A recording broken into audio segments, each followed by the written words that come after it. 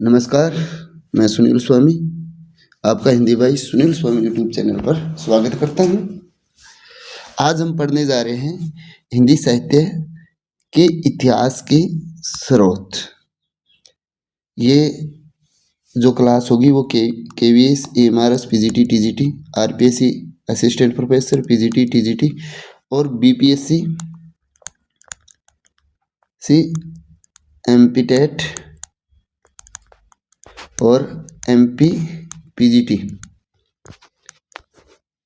और MP assistant professor, HPSC, PGT, HPSC assistant professor, UP PGT व UP LT के लिए, यानी जिसमें हिंदी साहित्य का इतिहास आता है उन सब के लिए क्लास है वो बहुत ही महत्वपूर्ण रहने वाली है। तो चलिए हम अब ज़्यादा समय न गंवाते हुए अपनी इस क्लास में आगे बढ़ते हैं।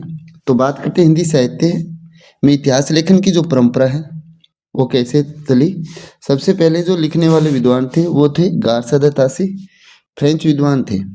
रचना इनके इस्तवार द लाल त्रियोत्तर हिंदुस्तानी। इस्तवार का अर्थ होता है हिस्ट्री या इतिहास, लिटरेचर का अर्थ होता है लिटरेचर या साहित्य, हिंदुई अर्थ होता है जिसमें तत्सम शब्दों की प्रधानता होती है। हिंदुई का अर्थ होता है हिंदुस्तानी, जिसमें अरबी फारसी शब्दों की क्या होगी प्रधानता। अगर हम इसका हिंदी अर्थ जाने तो क्या होगा, हिंदुस्तानी व हिंदी साहित्य का इतिहास। इसका प्रकाशन वर्ष है वो देखिए, प्रथम संस्करण है वो 2 भागों में निकला था। प्रथम भाग है वो 1839 ईस्वी में और द्वितीय भाग है वो 1847 ईस्वी में। द्वितीय संस्करण है वो 3 भाग में निकला था, जिनमें प्रथम 2 भाग थे वो 1870 ईस्वी में प्रकाशित हुए और तृतीय भाग है वो 1871 ईस्वी में प्रकाशित हुए। इसको प्रकाशन करने वाली जो सोसाइटी या कमेटी थी, जिसे प्रकाशक कह सकते हैं, वो थी the oriental translation committee of Ireland, यानी the oriental translation committee Ireland की थी, जिन्होंने इनको प्रकाशन किया था। इसमें विशेष तथ्य क्या थे वो देखिए, यह फ्रेंच भाषा में रचित है।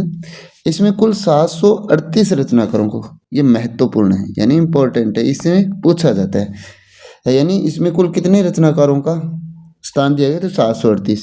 इसमें हिंदी के मात्र 72 ही थे। इस रचना में कुल 24 अध्याय हैं। यह वर्णानुक्रम पद्धति में लिखी गई है। इसमें काल विभाजन का कोई प्रयास नहीं किया गया। इसमें हिंदी के प्रथम कवि के बारे में भी कोई विचार नहीं किया गया।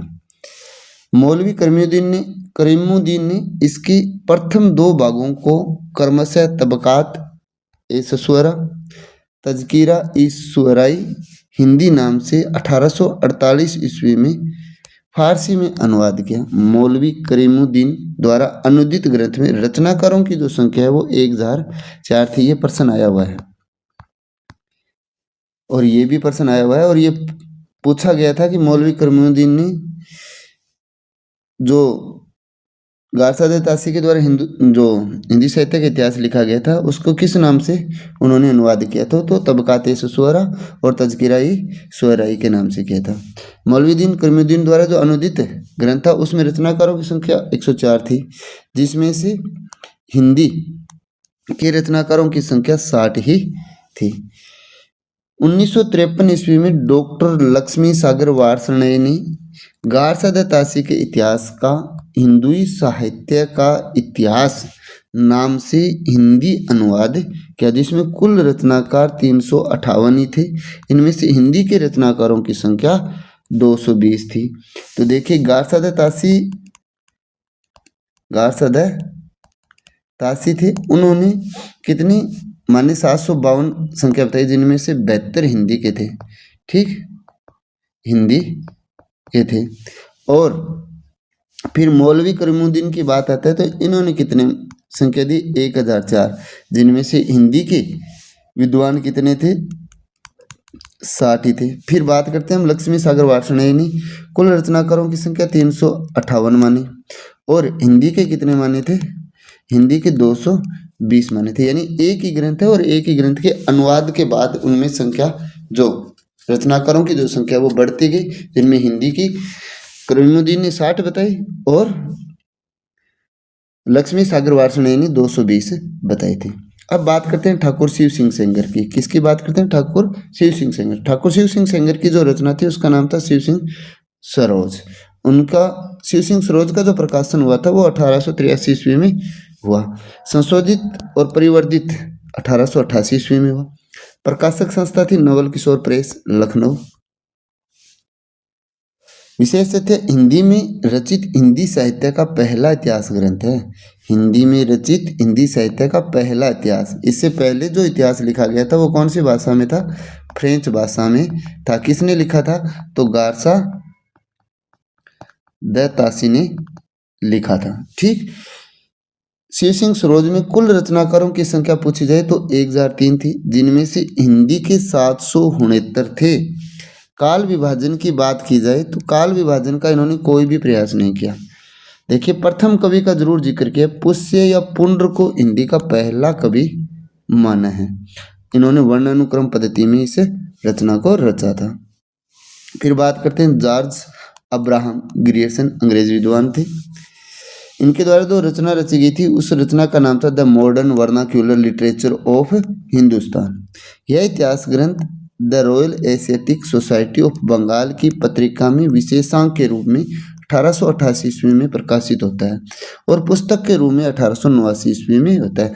अब आपसे प्रश्न ये पूछ लिया जाए कि the modern vernacular literature of Hindustan का प्रकाशन कब हुआ? तो 1888 ईस्वी में। किस रूप में हुआ? तो पत्रिका के विशेषांक के रूप में। और पुस्तक के रूप में पूछा जाए तो 1889 है। ये प्रश्न पूछा भी गया, इंपॉर्टेंट है ये भी। पद्धति इन्होंने कालानुक्रम पद्धति अपनाई। कालानुक्रम पद्धति में रचित हिंदी साहित्य का प्रथम इतिहास ग्रंथ है ये। कालानुक्रम पद्धति में हिंदी साहित्य का इतिहास है वो प्रथम बार जो लिखने का प्रयास किया गया था वो जॉर्ज अब्राहम ग्रियर्सन के द्वारा किया गया। इससे पहले दोनों जो इतिहास ग्रंथ लिखे गए थे, एक तो 1839 ईस्वी में लिखा गया और एक 1883 ईस्वी में। ये दोनों ही वर्णानुक्रम पद्धति में लिखे गए थे। आगे देखते हैं।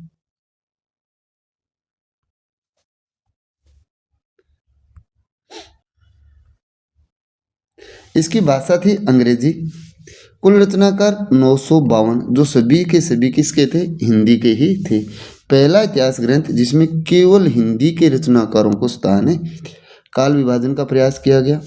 भक्ति काल को हिंदी साहित्य का स्वर्ण युग कहना सबसे बड़ी उपलब्धि है और ये बहुत बार कथन पूछा गया है तो इम्पोर्टेंट है। यानी भक्ति काल को हिंदी साहित्य का स्वर्ण युग कहने वाले कौन थे? तो जॉर्ज अब्राहम ग्रियर्सन थे। ठीक। अब बात करते हैं आगे मिस्र बंधु। किसकी बात करते हैं? मिस्र बंधु।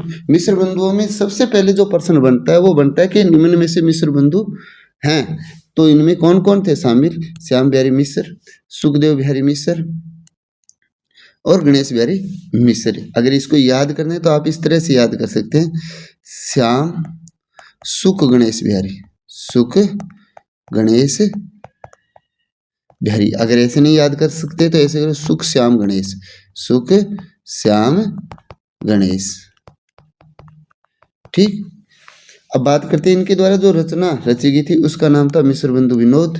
प्रकाशन वर्ष प्रथम 3 भाग का प्रकाशन तो 1913 ईस्वी में हो जाता है और चौथा भाग था वो 1934 ईस्वी में प्रकाशित होता है। इसकी जो प्रकाशक संस्था थी वो थी नागरी प्रचारणी सभा काशी। पद्धति इन्होंने कालानुक्रम पद्धति अपनाई।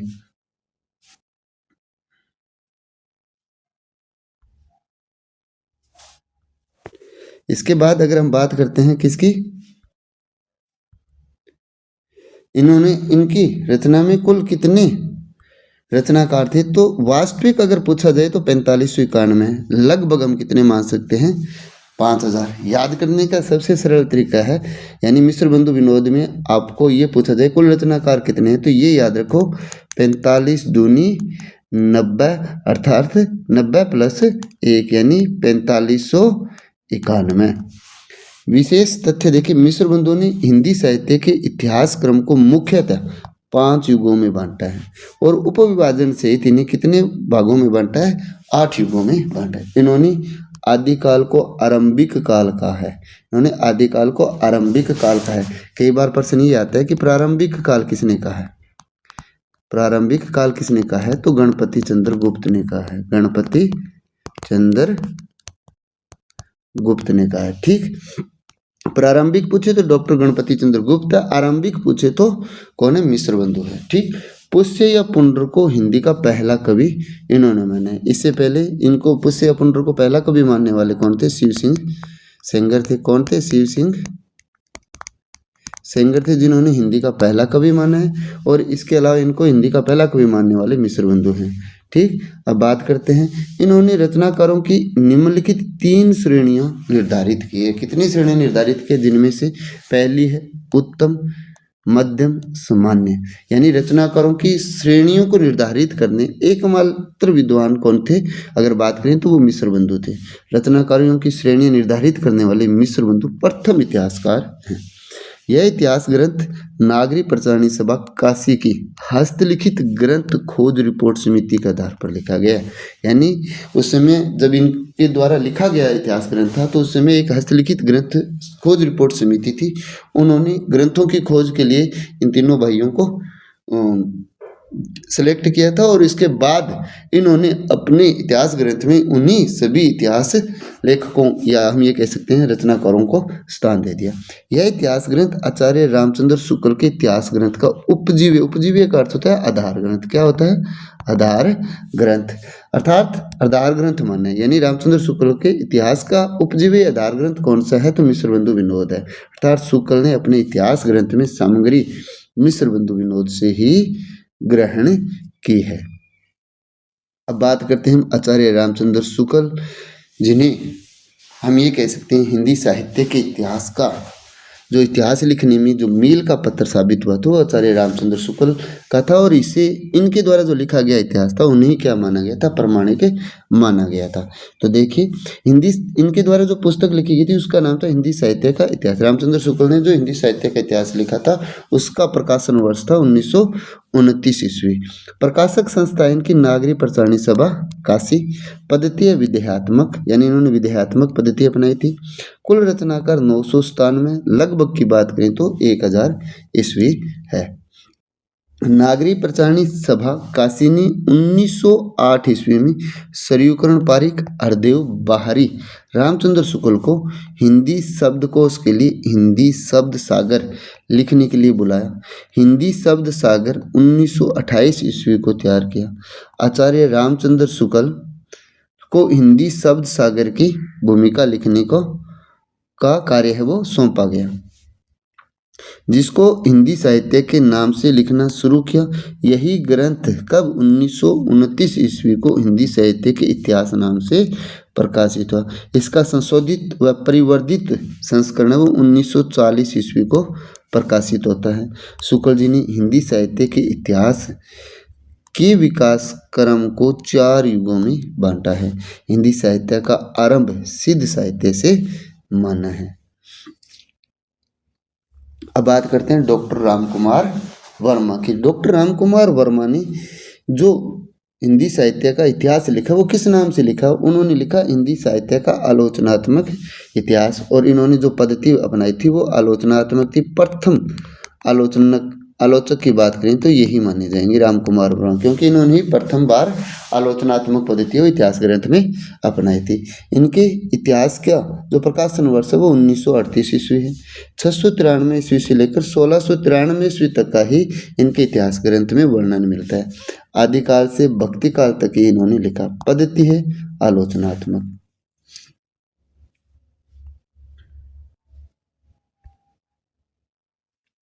फिर बात करते हैं आचार्य हजारी प्रसाद द्विवेदी की। आचार्य हजारी प्रसाद द्विवेदी ने जो इतिहास ग्रंथ लिखे थे उनमें 3 नाम आते हैं। एक आता है हिंदी साहित्य की भूमिका, जिनका समय 1940 ईस्वी है। दूसरा है हिंदी साहित्य उद्भव एवं विकास, जिसका समय 1952 ईस्वी है। हिंदी साहित्य का आदिकाल 1952 ईस्वी। पद्धति, इन्होंने जो पद्धति अपनाई थी वो थी समाज शास्त्रीय पद्धति व तुलनात्मक पद्धति भी इन्होंने अपनाई। कुल रचनाकारों की संख्या पूछे तो 1229 है। फिर बात करते हैं डॉक्टर नगेंद्र की। तो डॉक्टर नगेंद्र ने हिंदी साहित्य का जो इतिहास लिखा था उसका नाम था हिंदी साहित्य का वृहत इतिहास, जिसके 10 खंड है। प्रकाशन वर्ष बात करें तो अंतिम खंड का प्रकाशन वर्ष मैं बता देता हूँ आपको, 1973 ईस्वी था।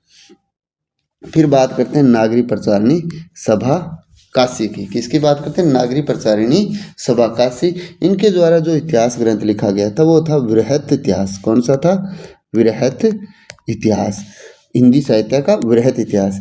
इस इतिहास ग्रंथ को प्रकाशित करने या प्रकाशन करने की जो योजना बनाई गई थी वो क्या थी? 18 खंडों में प्रकाशित करने की योजना बनाई गई थी, लेकिन अभी तक 16 खंड ही क्या हुए इसके? प्रकाशित हुए, क्योंकि संपूर्ण इतिहास वो 16 खंडों में ही संपूर्ण हो गया। प्रथम खंड इसका हिंदी साहित्य की पीठिका, जिसके संपादक डॉक्टर राजवली पांडे हैं। 16वां यानी अंतिम खंड हिंदी का लोक साहित्य है, जिनके संपादक कौन है? राहुल सांकृत्यायन है। अब बात करते हैं हिंदी साहित्य के इतिहास से संबंधित अन्य महत्वपूर्ण रचनाएं। तो देखिए, भाषा काव्य संग्रह 1873 ईस्वी जो महेश दत्त शुक्ल के द्वारा लिखी गई। हिंदी कोविद रत्नमाला जिसके 2 भाग है, लिखी किसके द्वारा गई थी? तो ये डॉक्टर श्याम सुंदर दास के द्वारा लिखी गई थी। कोविद का अर्थ होता है विद्वान। क्या होता है? कोविद का अर्थ विद्वान होता है। ठीक, हिंदी कोविद रत्नमाला के 2 भाग हैं। प्रथम भाग 1909 ईस्वी में प्रकाशित हुआ और द्वितीय भाग है वो कब हुआ? 1914 ईस्वी में। और इसके रचनाकार कौन थे? डॉक्टर श्याम सुंदर दास थे। बात करते हैं हम आगे की, तो कविता कौमुदी के 8 भाग हैं जो 1917 ईस्वी में प्रकाशित हुए और इनके रचनाकार थे रामनरेश त्रिपाठी। फिर बात करते हैं हिंदी के मुसलमान कवि 1926 ईस्वी में गंगा प्रसाद आखेरी, यानी हिंदी के मुसलमान कवि नामक जो पुस्तक है वो प्रकाशित हुई 1926 ईस्वी में और इसके रचनाकार हैं गंगा प्रसाद अखोरी। फिर बात करते हैं ब्रज माधुरी सार का प्रकाशन वर्ष 1923 ईस्वी वियोग हरि के द्वारा लिखा गया। मॉडर्न हिंदी लिटरेचर है वो 1939 ईस्वी में लिखी गई और ये किसके द्वारा लिखी गई? इंद्रनाथ मदान के द्वारा लिखी गई।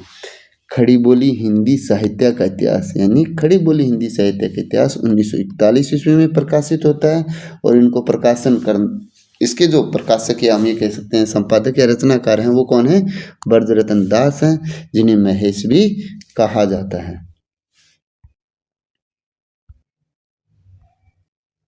हिंदी साहित्य 20वीं शताब्दी, यानी अगली जो पुस्तक है वो कौन सी है? हिंदी साहित्य 20वीं शताब्दी, जिसके रचनाकार हैं आचार्य नंद दुलारे वाजपेयी और इसका समय था 1950 ईस्वी।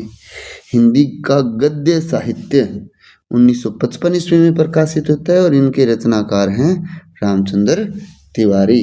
फिर बात करते हैं हिंदी साहित्य का दूसरा इतिहास 1996 ईस्वी में प्रकाशित होता है और डॉक्टर बचन सिंह है। यानी इसको तो याद करने का सरल तरीका है कि हिंदी साहित्य का दूसरा इतिहास लिखने वाले अमिताभ बच्चन नहीं, वो तो दूसरे थे। तो दूसरे कौन? दूसरा बचन, तो दूसरा इतिहास हो गया।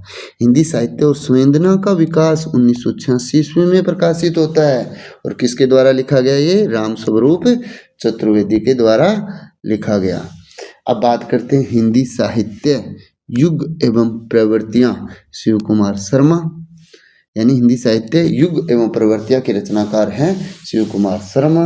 हिंदी साहित्य का आधा इतिहास लिखने वाले सुमन राजे पूरी राजा नहीं थी, ये क्या थी? आधा थी, और आधा मतलब आधा इतिहास लिखने वाली थी। राजस्थानी साहित्य की रूपरेखा लिखने वाले डॉक्टर मोतीलाल मेनारिया थे और कब लिखा इन्होंने? 1939 ईस्वी में ही लिख दिया। आधुनिक हिंदी साहित्य 1925 ईस्वी में, आधुनिक हिंदी साहित्य 1925 ईस्वी में किसने लिखा? डॉक्टर कृष्णलाल ने लिखा। सुकवि सरोज 1927 ईस्वी में गौरीशंकर द्विवेदी ने लिखा। अब बात करते हैं आगे कौन है? हिंदी भाषा और उसके साहित्य का विकास 1930 ईस्वी में प्रकाशित होता है और इनको लिखने वाले थे अयोध्या सिंह उपाध्याय हरिवंश, जो खड़ी बोली का प्रथम महाकाव्य लिखते हैं। ठीक, फिर बात करते हैं हिंदी साहित्य का लोचन, जिसे लोचन यानी आंखों को क्या लगता है? सुंदर लगनी चाहिए, यानी श्याम सुंदर दास के द्वारा ये रचना लिखी गई। अब बात है जी, अपना ये YouTube चैनल है और ये इसका लिंक है। ठीक, तो चैनल को सब्सक्राइब, लाइक, शेयर, कमेंट ज़रूर करें। और वीडियो अच्छा लगे तो लाइक ज़रूर करें और शेयर भी करें, कमेंट भी किया करें कि वीडियो कैसे बन रहा है। अगर कोई सुधार करने की गुंजाइश है तो मैं ज़रूर सुधार करूँगा। धन्यवाद।